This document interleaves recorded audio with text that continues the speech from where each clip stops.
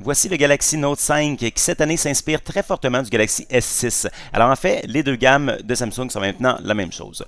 On a ici le même design que les 6 en métal et en verre. Et on a les mêmes composantes, sauf le grand écran de 5,7 pouces, bien sûr. Pour le reste, écoutez, ça se ressemble. C'est le même processeur Exynos à 8 cœurs.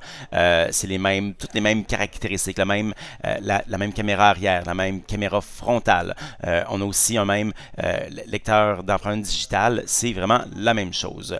Il y a évidemment quelques petites différences. Donc, par exemple, logiciel, comme dans l'appareil photo ici, j'ai une nouveauté, je peux diffuser en direct sur YouTube. Donc ça, c'était pas là avant. Mais pour le reste, c'est le même excellent appareil photo. Les autres nouveautés, mais écoutez, on a 1 gigaoctet de mémoire vive de plus. C'est la seule différence, je dirais, matériel principal. Et évidemment, on a les mêmes défauts. Donc, on n'a toujours pas de fente pour carte micro SD. Donc, on est pris avec 32 ou 64 gigaoctets de capacité. Et on n'a pas de pile amovible, ce qui est vraiment dommage. Maintenant, quelques mots sur le S Pen, le stylet actif du Galaxy Note. Mais écoutez, on a un nouveau design, un nouveau mécanisme pour l'insérer. C'est beaucoup plus agréable à utiliser qu'avant, je trouve. Et on a des nouveautés aussi logicielles. Donc, entre autres, le menu Air Command qu'on vient de voir. Donc, maintenant, je peux rajouter des raccourcis à ce menu-là, ce que je ne pouvais pas faire avant.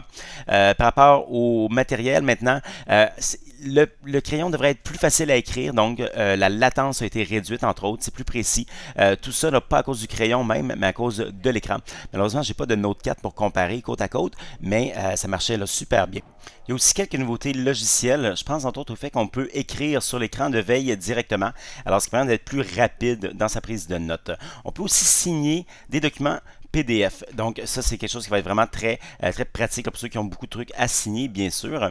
Et donc, c'est ça. Maintenant, d'autres nouveautés logicielles, il y en a une et c'est un convertisseur audio. Donc là, je ne peux pas vous le montrer présentement parce que ça prend des écouteurs, mais en fait, ça permet de transformer un fichier MP3 d'une mauvaise qualité en fichier d'une bonne qualité.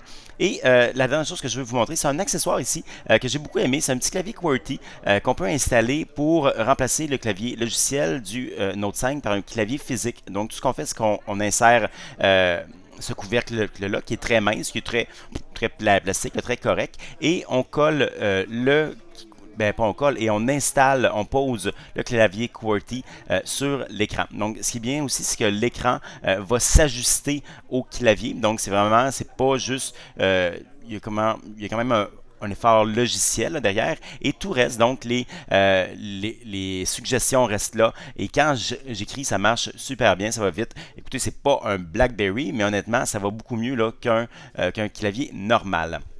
Malheureusement, c'est un petit peu laid. Alors, le Note 5 va être lancé au Canada le 21 août prochain chez la plupart des opérateurs, tout comme le Galaxy S6 Edge Plus que vous pouvez voir dans une autre vidéo. C'était Maxime Johnson, merci.